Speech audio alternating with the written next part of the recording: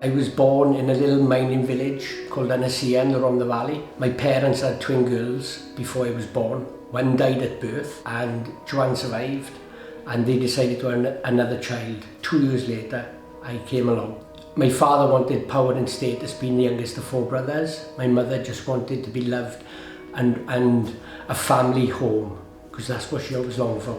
At the age of 12, my father at this point had a building business and he'd gone bankrupt on the business, which really affected the family, affected my mother, affected us children, which resulted, for whatever reason, I've tried to get my head around it, but I've never been able to get my head around it. My mother took her life when I was 12. 2 little old ladies used to tell me from a local church that Jesus loved me, and I used to think, you were mad. But they had this warmth about them, and I grew up in a family where love wasn't really expressed, and there was part of me that wanted what they had. And I can remember going to church and they used to give me cookies and coffee. At this point, social services got involved with us.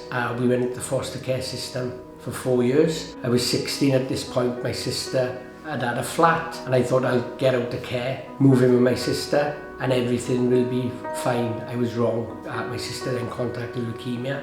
She fought for 18 months. She died at 19 and I was just past 17. It was at this point the care system was no longer available. I went back to the streets, back to the old friends, started to experiment in drugs, which resulted in me going to prison. At that point I received an 18-month sentence, which I spent in Portland, YOIs, young offenders. I can remember being a big boy on the landing, big hard man behind the door at night. I used to cry like a baby, and I can remember almost crying out to God in a sense. And the prison chaplain came to my cell and gave me this testimony book, and I read it.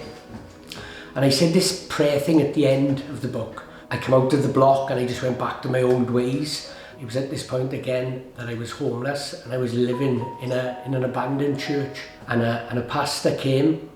He used to follow me around. He used to say to me, there's a plan for your life, and I used to think, you were right off it, mate. But there was something about him. I wanted the love, acceptance and everything that they had to offer. But there was a dividing wall between us.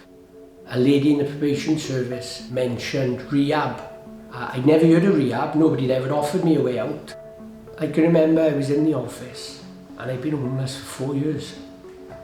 And she said to me, Gareth, I believe in you. And she touched me on the shoulder, and I hadn't had human contact in 4 years, and the dams broke, but in that happening, there was healing. She gave me hope. And it was a Christian rehab, and I went.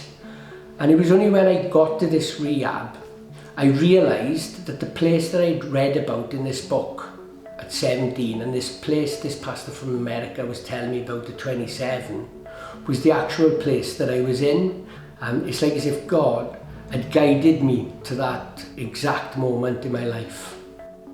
I went home after being in rehab, and I went to see James, and he passed away. But his family was there, Susie and his children, and he was so happy to see me, and I was so happy to see them. Because although I made a commitment at 27 in that little Baptist church with James and the family present, I went my own wicked way till I was 38. And when they saw me, they didn't know where I was. It'd been so many years. It was like as if they didn't know if I was in a psychiatric hospital, if I was doing life in prison. They didn't know if I was dead. It was a rejoicing day, that day, in memory of James as well, for what he'd done for me.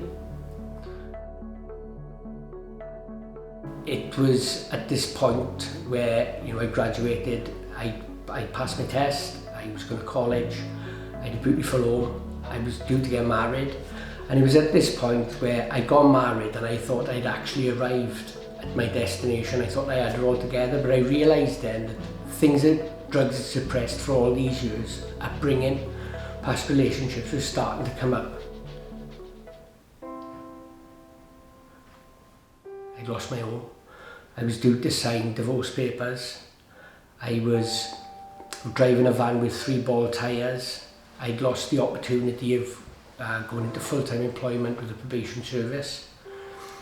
And I was taking prescribed medication to suppress all the issues that was coming up through relationships. I knew that I had to go back to rehab to sort myself out. I'd heard about walk ministries, and I'd heard about the things that were going on here in people's lives. There was a friend here at that time who said, you need to get here, it's amazing. Since I've been at Walk Ministries, I got a beautiful flat.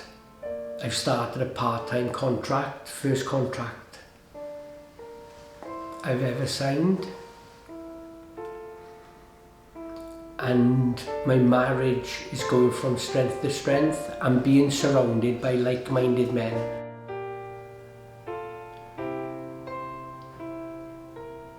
I'm looking forward now. I'm living in the moment for when I look back for Simon and Karen, and looking back in the future, defining moments where God's been faithful. I have my struggles, my battles. Some days I think I can't do it. But then friends and Simon will say, come on, pick yourself up. And they'll relate to me in their struggles, in their issues. You know, it's a wonderful place, Walk Ministries. And it's really helped change my life, and I'm just so thankful to Simon and Karen, and really to God just for bringing me home, like.